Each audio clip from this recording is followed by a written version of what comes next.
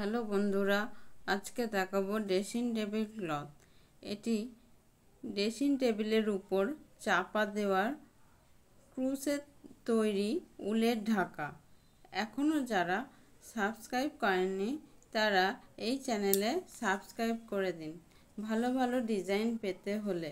এটি প্রথমে মাঝের লাল কালার উলটি ডবল ক্রুশের মাধ্যমে 3টি করে ঘর আর 2টি করে চেন করে নেওয়া হয়েছে।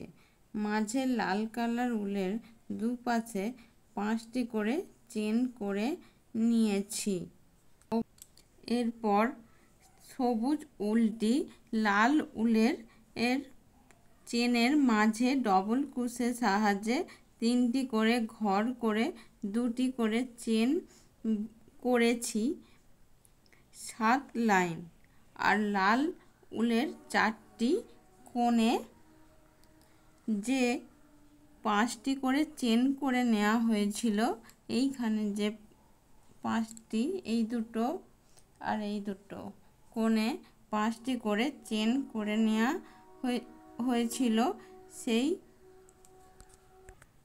সেই চেনের প্রথমে 3টি ডবল ক্রুশের ঘর বানিয়ে আবার 2টি চেন করে ওই একই ঘরে 3টি ঘর বানিয়ে নিয়েছি। এইভাবে 4টি কোণে করে নিয়ে পরে 6 লাইন, দুদিকে 5টি ঘরে প্রতিটা লাইনে একটি করে বাড়িয়ে মোট 5টি থেকে 10টি করে ঘর করে নিয়েছি।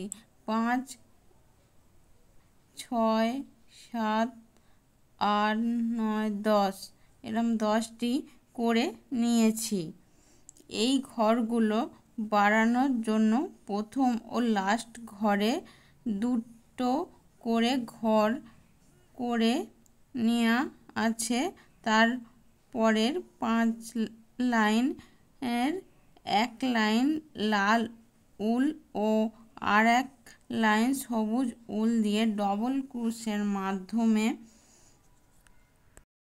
এই ঘরগুলোর প্রথম ঘর আর লাস্ট ঘরে 2টি করে ঘর করে নেওয়ার পরে ভিতরে একটি করে নেওয়া হয়েছে। এখানে 5টা, তারপরে 6টায় যে ঘর করা হয়েছে, এখানে আগে 2টি আর লাস্টে 2টি করে নেওয়া আছে। তারপরের 5 লাইন 1 লাইন লাল উল আর 1 লাইন সবুজ উল দিয়ে ডবল ক্রুশের মাধ্যমে 3টি করে ঘর আর 2টি করে চেন করে নেওয়া হয়েছে।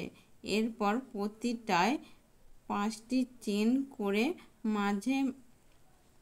মাঝে সিঙ্গেল ক্রুশের সাহায্যে এটি করে নিতে হবে। এইগুলোর একটি চেনের মধ্যে 9টি ডবল ক্রুশের ঘর করে নিতে হবে।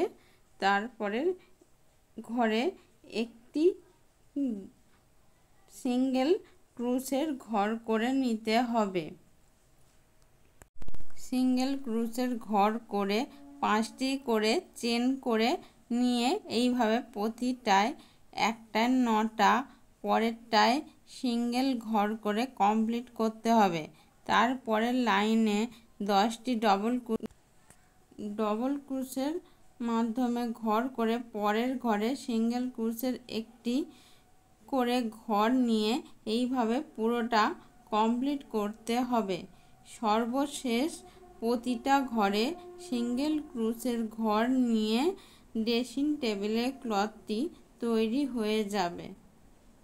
এইভাবে সিঙ্গেল ক্রুশের ঘর লাস্ট করে এটি পুরোটাই কমপ্লিট করতে হবে। এটি ড্রেসিং টেবিলের উপর পেতে রাখলে খুবই সুন্দর দেখতে লাগবে। এরকমভাবে যে যেরকম পারে উল দিয়ে করতে পারে, যে কোনো রঙের। দেখুন খেয়াল করে।